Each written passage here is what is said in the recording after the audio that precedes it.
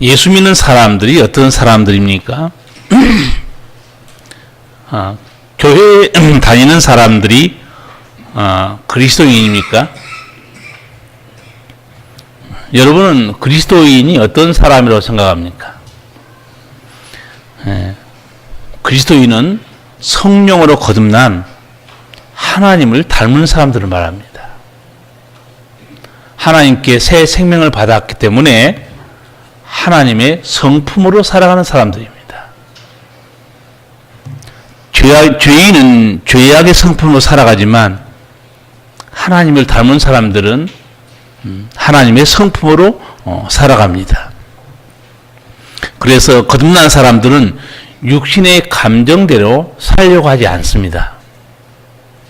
육신의 소욕대로 살려고 하지 않습니다. 회개하며 삽니다. 늘 넘어져도 말씀의 자신을 복종시키며 살려고 합니다. 왜 그러는가? 그는 우리 속에 계신 성령께서 그렇게 우리를 이끄시기 때문에 그렇습니다. 그래서 옛사람을 십자가에 못 박고 사는 사람들이 예수를 믿는 사람들입니다. 예수님께서는 이렇게 성령으로 거듭나서 하나님을 닮아 사는 자들이 팔복을 누린다 이렇게 말씀합니다. 마태복음 5장 보면 팔복이 나오지 않습니까? 성령으로 거듭나서 하나님을 닮아 사는 자들은 심령이 가난한 자이기 때문에 천국이 저희 것이라고 말합니다. 그리고 죄를 애통해 함으로 죄사함의 복을 누리며 산다 그렇게 말씀합니다.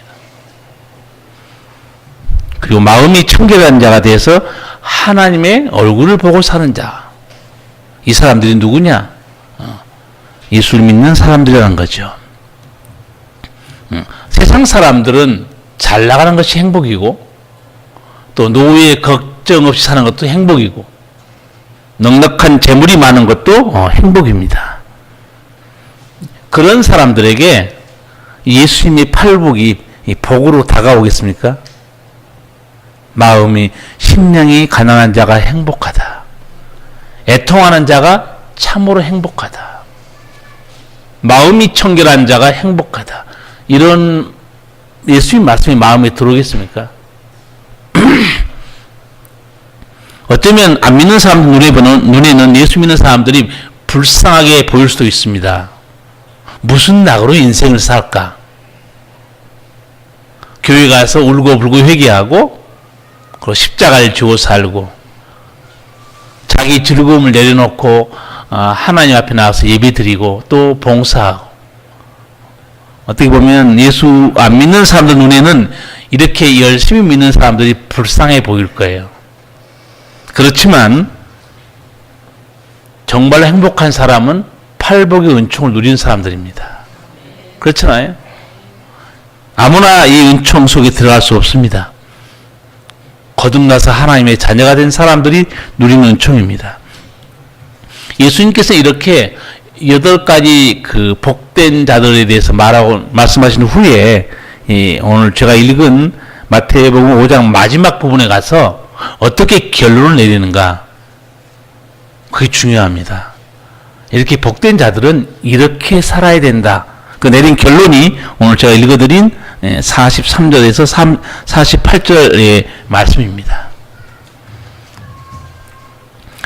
먼저 44절을 보면 또 내 이웃을 사랑하고 내 원수를 미워하라 하였다는 것을 너희가 들었으나 나는 너희에게 이르노니 너희 원수를 사랑하며 너희를 핍박하는 자를 위하여 기도하라. 여러분 성도가 예수님 믿고 살지만 원수를 사랑하는 게 그 쉬운 일입니까? 원수는 고소하고 나를 힘들게 하고 상처를 주는 사람들은 가까이 하고 싶지 않습니다. 마주치기도 싫습니다. 한 목사님이 이제 선교를 많이 하는 교회인데 장로님, 권사님들을 모여놓고 일본 선교 또 일본 선교 사역의 비전에 대해서 이게 말씀을 나누면서 거기 좀 봉사할 분 없습니까? 물어봤어요. 한 사람도 나선 사람이 없었습니다. 여러분, 한국 사람이라면 일본에 대한 역사의 응어리와 역사의 아픔이 있습니다.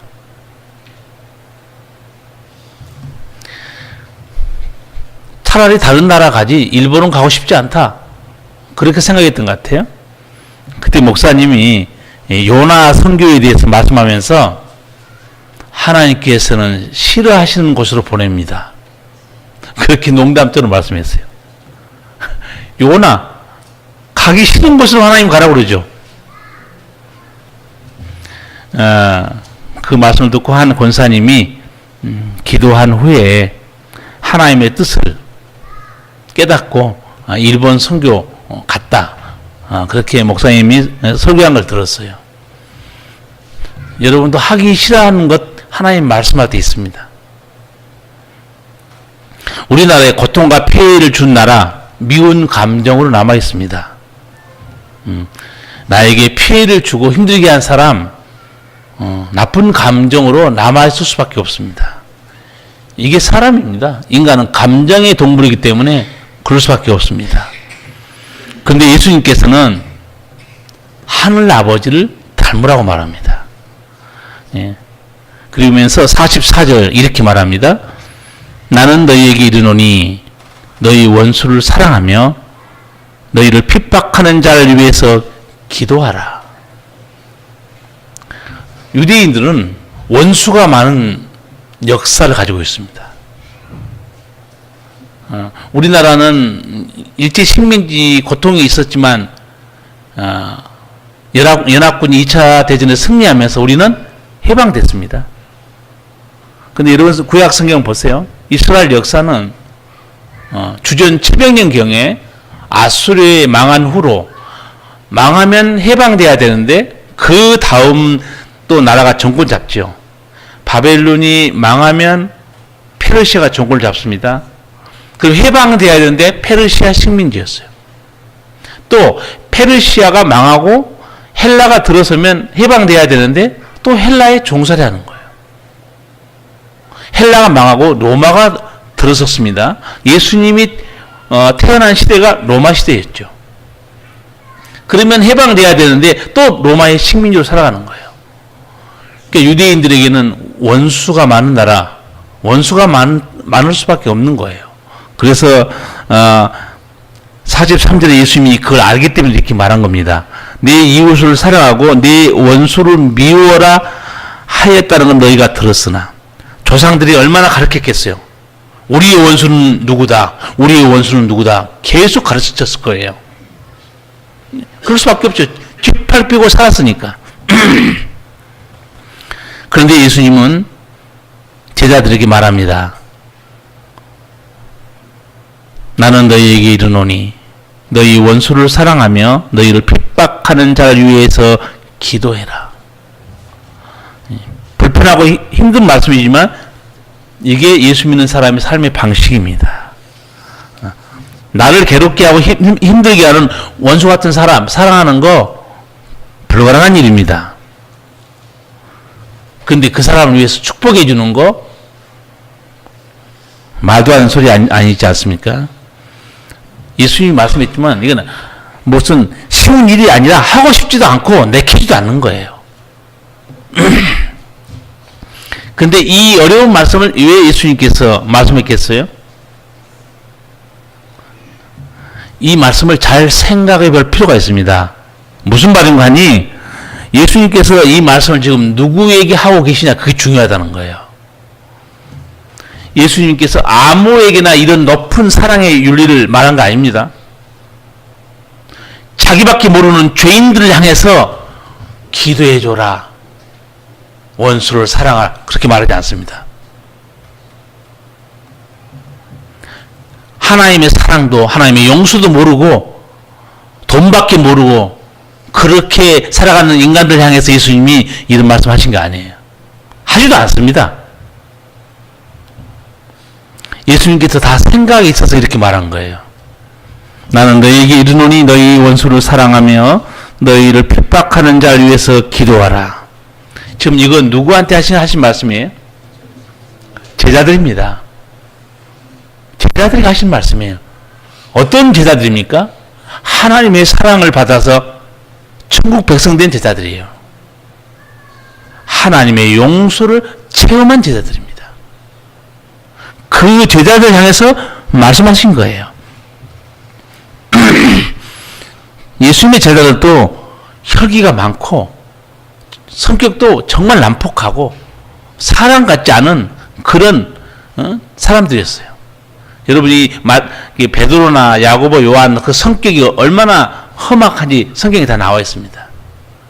그리고 저 갈릴리 하층민, 어떻게 보면 정말 육신의 욕망들만 살아가는 그런 초라한 제자들이었는데 예수님께서 그들을 불러주신 거예요. 그리고 하나님의 사랑을 깨닫게 해준 거고 그들은 하나님의 사랑을 받았고 천국 백성이 된 거예요. 그래서 예수님께서는 결론적으로 48절에서 이렇게 말합니다. 같이 한번 읽겠습니다. 그러므로 하늘에 계신 너희의 아버지의 온전하신 같이 너희도 온전하라. 아멘.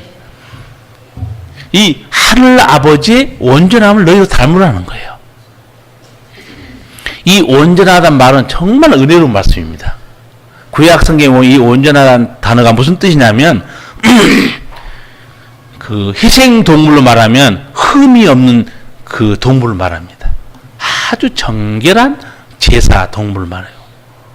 또 하나는 하나님께 합당한 걸 말합니다. 하나님의 합당한 것이 바로 온전함이에요. 그리고 여호와께 전적으로 헌신하는 것. 이 단어가 온전하다는 단어입니다. 신약 성경에서는 이 말은 성숙하다. 그리고 철이 들어서 다 자란 상태를 말합니다. 그러면 예수님께서 말씀하신 이 뜻이 뭐겠습니까? 아버지의 온전하심을 닮으라는 것은 아버지의 사랑의 온전하심을 닮으라는 얘기입니다. 우리는 하나님의 사랑으로 구원받은 사람들 아닙니까? 그런데 하나님의 사랑은 흠이 없습니다. 하나님의 용서도 흠이 없어요. 불쌍히 여기는 마음도 흠이 없습니다. 그래서 예수님은 제자들 향해서 너희가 이렇게 아버지의 온전한 사랑, 온전한 용서, 이 은혜로 하나님의 자녀가 됐으니까 이제 하나님의 마음도 닮아야 되지 않느냐. 아버지의 사랑도 닮으라는 그런 말씀입니다. 여러분이나 저나 죄인으로 살다가 예수님 만나서 성령 체험하고 회개하는 그런 놀라운 은혜의 시간들이 다 있을 겁니다. 얼마나 눈물이 나고 감격했습니까? 정말 하나님을 위해서 내가 정말 바르게 살아야지. 그런 거룩한 어떤 결단을 다 체험한 적이 있을 거예요. 그런데 예수를 믿고 나서 하루아침에 우리 인격이나 믿음이 잘 이렇게 성숙하면 얼마나 좋겠습니까? 그렇지 않습니다. 우리에게는 감정도 있고 혈기도 있어요. 육신의 욕망도 있습니다. 그리고 성장하면 성장통을 경험하게 되어 있습니다. 넘어졌다가 다시 일어나고 또 떠났다가 죽게 다시 돌아오기도 하고 그런 여러 세월들이 다 있어요. 근데 그렇게 이끄신 분은 누구냐? 하나님이십니다. 하나님이 오래 참고 이끌어주는 거죠. 우리 힘으로는 하늘 아버지의 온전함을 이룰 수 없습니다. 그런데 예수님께서 이렇게 말한 데는 생각이 있어요. 왜 이렇게 하늘 아버지의 온전함을 닮으라고 말했냐면 예수님은 적어도 세 가지를 우리에게 주신 게 있습니다. 하나는 하나님의 사랑을 우리 마음에 부어놨어요. 다 그 사랑에 우리는 감사합니다. 두 번째는 예수님이 제자들 마음속에 성령을 부어놨습니다. 그 능력이 분명히 있어요. 그리고 그 마음에는 살아온 능력이 있는 말씀도 있습니다. 하나님의 자녀들 마음에는 세상 사람들 마음속에 없는 것이 있다는 거죠. 세상 사람들 마음속에 없는 것이 뭐냐면 우리 속에 하나님의 사랑도 있고 성령의 능력도 있고 말씀도 있다는 거예요. 그래서 예수님이 말씀한 겁니다. 할 수 없는 걸 하라고 그랬겠습니까? 다 이걸 내가 너에게 줬지 않느냐? 그러니 아버지를 닮아 살아라. 여러분, 예수 믿는다는 게 나와 하나님과의 문제만 아닙니다. 광신자들은 거의 보면 나와 하나님과만 생각합니다. 하나님께 헌신하고 하나님께 기도하고 예배 열심히 드리고. 그러나 신앙생활은 나와 하나님과의 문제만 아니에요. 예수님 가르침 보시면 나와 이웃과의 문제입니다. 내 마음으로, 오늘도 우리 교동문 했잖아요. 교동문, 너희 안에 이 마음을 품으라. 곧 그리스도 예수의 마음이다. 신앙생활은 이 지식의 문제도 아니에요. 나와 하나님과의 문제도 아닙니다. 이웃과의 문제입니다. 그러니까 우리가 하나님을 사랑하는 길이 뭐냐면 이웃을 사랑하는 것이 곧 하나님을 사랑하는 거예요. 보이지 않는 하나님을 누가 사랑하냐 이렇게 말해요. 야고보 보면. 보이지 않는 하나님을 누가 사랑하느냐? 어떻게 사랑할 수 있느냐? 보이는 바 그 형제도 사랑하지 못하면서. 그래서 예수님께서는 너희들은 하나님의 자녀가 됐고 이제는 아버지를 닮아 살아야 되는데 너희들은 이방인과 세리와는 달라야 한다는 거예요. 그래서 근거를 들이댑니다. 46, 47절 같이 읽겠습니다. 너희가 너희를 사랑하는 자를 사랑하면 무슨 상이 있으리요? 세리도 이같이 아니하느냐? 또 너희가 너희 형제에게만 문안하면 남보다 더하는 것이 무엇이냐? 이방인도 이같이 아니하느냐? 아멘. 너희가 손가락질하는 저 세리들도 자기끼리 잘 지내 그 말입니다. 자기를 좋아하니까 서로 잘 지내고 있다는 거예요. 너의 마음에 드는 사람만 사랑하면 그게 무슨 칭찬받을 일이 어딨냐 이거죠. 그거는 이방인도 그렇게 하고 산다는 거예요. 하나님을 안 믿는 사람도 그 정도는 하고 산다 그 말이죠. 하나님을 닮았으면 이제는 원수를 위해서 기도해주고 품어주고 불쌍히 여기는 그런 마음이 있어야 하나님이 자녀가 되지 않느냐 그 말씀이에요. 여러분, 신앙이 성숙하는 것도 단계가 있습니다. 첫 번째 단계는 세리와 이방인과 같은 마음으로 사는 단계예요. 무슨 단계냐? 미워하면 같이 미워합니다. 힘들게 하면 상종하지 않아요. 좋아하면 같이 좋아합니다. 주는 만큼 되돌려주는 단계예요. 힘들게 하는 사람 기도해 주지 않습니다. 어울리지도 않습니다. 이게 신앙 단계에 있어서 세리와 이방인의 단계입니다. 두 번째 단계는 말씀을 알고 있지만 마음으로는 잘 용납하지 않는 단계예요. 원수를 사랑하는 말씀, 기도해 주라는 말씀 알고 있습니다. 그리고 하나님 사랑도 알고 있어요. 하나님 사랑도 받았고 용서도 받았어요. 그렇지만 마음이 내키지 않으면 움직이지 않습니다. 이런 단계 교회마다 다 있습니다. 육신의 소욕을 쳐서 복종시키면 되는데 하고 싶지 않은 거예요. 감정을 이기지 못해서 예수님 마음으로 살려고 하지 않습니다. 이런 단계에 머물러 있으면 사실 갈등이 많은 단계입니다. 스트레스가 많아요. 세 번째 단계는 하나님의 사랑의 마음으로 행동하는 단계입니다. 험담과 비방하는 사람들 보면 안타까운 마음이 드는 거예요. 비판하고 비난하는 사람 보면 불쌍한 생각이 들어서 기도해 주는 마음이 생기는 겁니다. 저도 전에는 그렇게 생각했습니다. 도대체 예수님을 수십 년 동안 믿었는데 아직도 저렇게 맨날 욕이나 하고 비판하고 저렇게 까칠하게 살까? 참 한심하다고 생각했습니다. 도대체 예수님의 성품으로 왜 변화가 안 되지? 그렇게 생각했어요. 그런데 하나님께서 어느 날 제 마음에 그 기도할 수밖에 없는 깨달음을 딱 주신 거예요. 어떤 깨달음을 주셨냐면 하나님이 제게 생각해 보라는 거예요. 저 사람도 성령으로 충만케 되면 그 마음이 온유해지고 부드럽고 그 인격과 영성이 예수님을 닮을 수 있지 않냐 그 말이죠. 저 사람도 내 마음으로 가득 차면 그리스도의 향기가 될 수 있다. 많은 사람에게 감동을 줄 수 있다. 그리고 거룩한 영향을 미칠 수 있다. 깨달음을 준 거예요. 아, 그렇구나. 이 마음이 들어오니까 저절로 그런 사람을 위해서 기도가 나오는 거예요. 하나님, 저 집사님도 저 권사님도 예수님을 닮아가면 참 좋은 그리스도의 향기가 될 텐데 주여 은혜를 베풀어 주세요. 그런 기도가 저절로 나오는 거예요. 안타깝게 생각에 대해서 기도해 주는 마음, 이게 하늘 아버지 마음이에요. 이 하늘 아버지 마음이 들어와야 기도가 됩니다.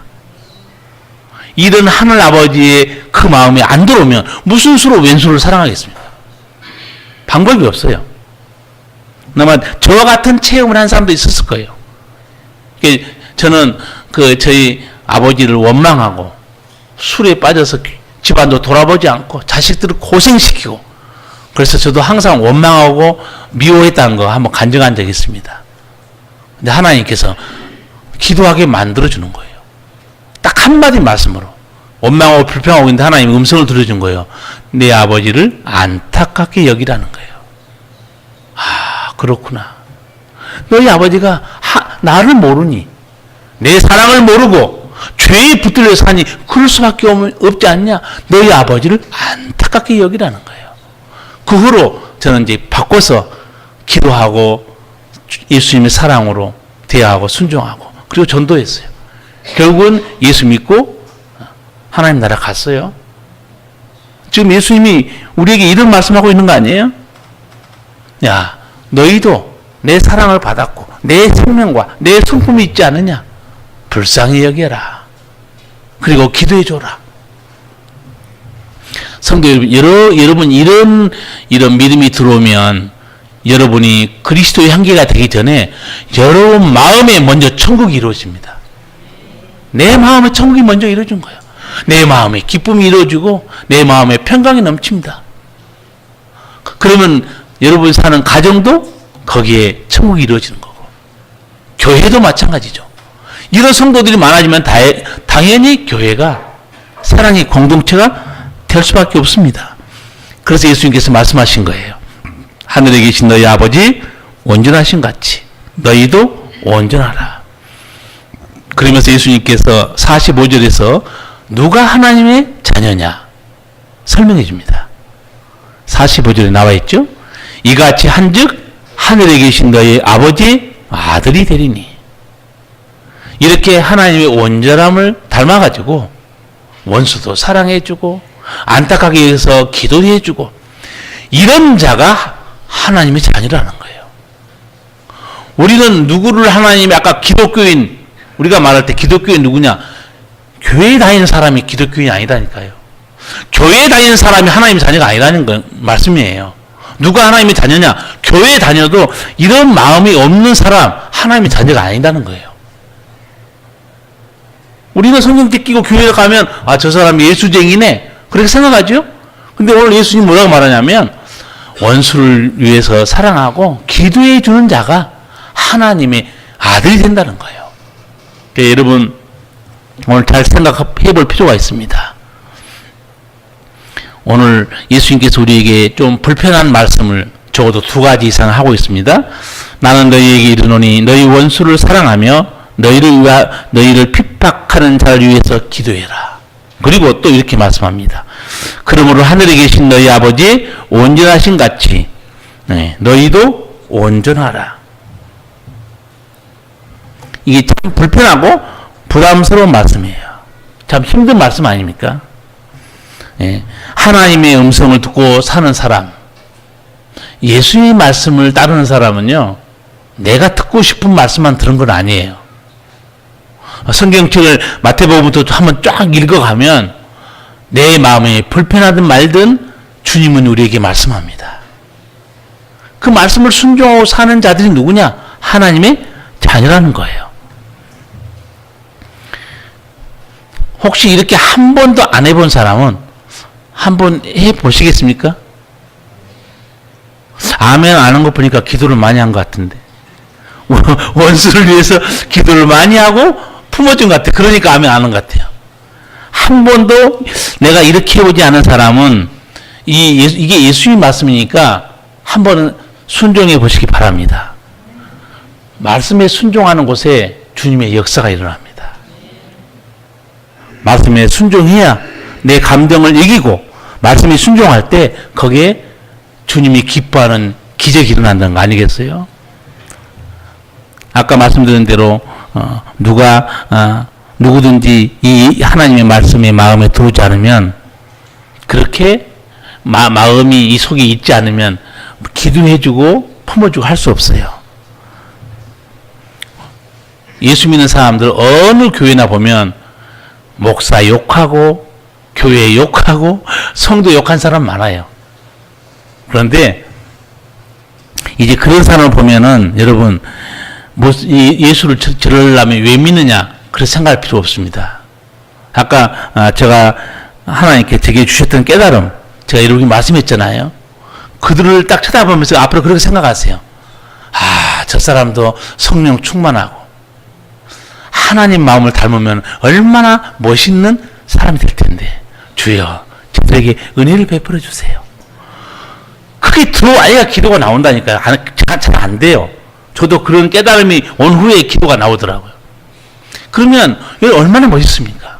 하나님 저렇게 험악하고 아직도 수십 년 동안 교회 출석해 있는데도 참 누가 보면 저 사람이 교인이냐? 그렇게 욕할 수도 있는데도 불구하고 그런 사람을 위해서 기도해 주라는 거예요.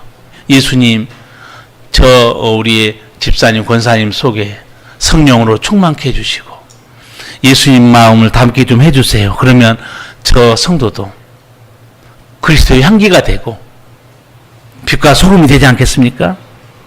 이렇게 생각하고 기도해야 됩니다. 그 외에는 길이 없어요. 하나님의 마음이 우리 속에 들어와야 됩니다. 그래서 오늘 예수님께서 말씀하시는 거예요. 제가 그제 기독교 방송을 보니까 서울의 대형교회 목사님이 설교하면서 이렇게 말씀한 걸 들었어요. 예수 믿어도 그 마음에 칼이 있는 사람이 있습니다. 깜짝 놀랐어요. 예수 믿어도 그 마음에 칼이 있는 사람이 있습니다. 목사의 마음에, 장로의 마음에, 목사의 마음에, 집사의 마음에 칼이 있는 사람이 있습니다. 그러면서 예수 믿으면 그 칼을 버려야 됩니다. 그리고 그 마음에 예수님의 마음이 들어와야지. 그게 성도지. 예수 믿어도 칼을 품고 있으면 되겠습니까? 저도 좀 설교 들으면서 깜짝 놀랐어요. 성도는 칼이 있긴 있어야 되는데 무슨 칼이 있어야 되는가? 성령의 검이 있어야 됩니다. 성령의 검은 무슨 칼입니까? 그게 말씀이죠. 그래서 우리 마음속에는 이 마음에 상처를 주는 그런 칼이 아니고 성령의 검, 사람을 감동시키고 변화시키고 위로와 힘을 주는 그런 검, 그 말씀이 있어야 되지 않겠어요? 또 하나 여러분 또 마음을 좀 써야 될 게 뭐냐면 뒤끝이 있는 사람이 있습니다. 뒤끝이 있는 사람 조심하시기 바랍니다. 예수님이 마태복음 6장에 그 주기도문 말씀하고 나서 뒤끝이 있는 사람을 향해서 이렇게 말합니다. 너희가 중심으로 형제 허물과 잘못을 용서하지 않으면 너희 천부께서도 용서하지 않는다고 그랬어요. 참 무서운 말씀 아닙니까? 아주 쉽게 말하면 이런 말이죠. 네가 사람에게 뒤끝이 있으면 나도 너에게 뒤끝이 있게 행하겠다 그 말입니다. 여러분 뒤끝이 없지요? 안 한 사람, 아멘 안 한 사람 몇 명 있네. 예, 뒤끝이 없어야 한다니까요. 탁 털어버려야 됩니다. 그런데 뒤끝은 없는 거 좋은데 남을 긁어놓고 뒤끝이 없으면 안 돼요. 남은 확 긁어놓고 저 사람 왜 저래? 죽었는데 상처받아가지고 쓰러져 있는데 나는 뒤끝이 없다. 꼭 그런 분이 있더라고요. 제가 아는 집사님도. 자기 부인의 속을 확 긁어놓고 그 다음날 저 권사는 왜 이런지 모르겠다고 나한테. 아니, 자기가 상처를 확 줘놓고, 저는 목사님 뒤끝이 없습니다. 뒤끝이 없는 건 좋은데 남을 긁으면 안 된다니까요. 그래서 우리 성도 여러분들이 이거 좀 어려운 말씀인데 두 가지는 하셔야 돼. 뭐냐면 마음의 칼은 버려야 됩니다. 뒤끝도 버려야 되고, 우리가 해야 될 것은 오늘 예수님 말씀을 따라 사는 거예요. 저는 우리 교회 성도들 보면서 우리 교회 성도들이 하나님 말씀에 순종을 잘 안 하는 것 같아요. 왜 그러냐면 숙제 내주고 말아요. 하나님이 제가 기도할 때 여러분에게 숙제 한 몇 가지 내줬죠. 하나는 일주일에 한 번은 죽으라고 그랬죠. 그 숙제 내줬죠. 두 번째 숙제에 기억하는 사람은 훌륭한 성도예요. 두 번째 숙제는 뭐였습니까? 허물을 덮어라. 3번 정도는 덮으라고 그랬어요. 그러니까 이렇게 우리 교회 성도들에게 숙제를 내준 이유는 뭐겠습니까? 분명히 이 가운데 말을 안 듣는 성도가 있다는 거 아니겠어요? 근데 오늘 3번째 숙제는 뭡니까? 이게 이제 어렵지만 왼수 같은 사람을 위해서 기도해 줘라. 여러분 좀 힘들지만 여러분 이 말씀에 한번 순종해 봅시다. 뭐 순종해 봐야 아버지 자녀지. 그렇지 않습니까? 지금까지 우리는 하나님께 입만 벌리면 뭐라고 기도했습니까? 내 건강, 우리 식구의 건강, 먹고 사는 거, 일터, 우리의 미래 엄청나게 기도하고 살았잖아요. 그럼 아버지 말씀도 순종할 줄 알아야지. 자기만 이렇게 천국에 올리면 안 되잖아요. 여러분 또 이렇게 뭐라고 고백합니까? 목사님 지나가고 보니까 다 하나님의 은혜였어요. 정말 하나님 은혜로 이렇게 여기까지 왔습니다. 자, 그렇게 은혜 받았으면 이제 아버지 말씀도 순종할 줄 알아야 되지 않아요? 근데 이 순종이, 이 어려운 말이 그 육신의 소욕을 사는 죄인들이 하는 말씀이 아니라니까요. 거듭난 사람, 하나님의 자녀가 돼서 하나님의 성품을 닮은 우리에게 하는 말씀이에요. 그래서 여러분 앞으로도 끼리끼리 좋아하는 사람끼리 하면 그 수준이 어느 수준이라고 그랬어요? 금방 배웠잖아요. 세리와 이방인 수준이라니까요. 그 정도는 이방인도 한다는 거예요. 나를 좋아하는 사람은 어울리고 싫어하는 사람은 밀어내고 어울리지도 않고 그 정도는 이방인도 하고 있다. 나를 모르는 그 인간들도 그 정도로 하고 산다는 거예요. 근데 너희들은 그렇게 살면 안 된다는 거죠. 그러니까 여러분 하나님의 사랑도 받았고 용서도 알고 있습니다. 그리고 제게 준 깨우침을 여러분하고 같이 잠깐 나눴어요. 그 마음 들으면 여러분 기도할 수 있어요. 저 집사님, 저 권사님도 성령 충만하고 예수님 마음만 들어가면 얼마나 멋있는 사람이 될 텐데 주여 그 마음을 좀 주십시오. 기도할 수 있어요, 여러분. 그러면 우리 교회가 정말 천국이 되고 여러분 심령에도 천국이 이루어지고 가정에도 천국이 이루어지지 않겠습니까? 그러니까 오늘 하나님께서 여러분에게 정말 힘들지만 아주 행복하고 복되게 사는 그런 길을 알려주신 겁니다. 그래서 마지막으로 우리가 48절 한번 같이 읽고 마치겠습니다. 그러므로 계신 너희 아버지의 온전하심과 같이 너희도 온전하라. 아멘. 이 시간 기도는 제가 하겠지만 여러분 마음속으로 한 번도 이런 기도 안 해본 사람 이 시간에 그 나를 힘들게 하고 상처 주고 왼수 같은 사람에 대해서 딱 이 시간에 기도 좀 하기 바랍니다. 하나님이 기뻐할 거예요. 기도하시겠습니다. 살아계신 우리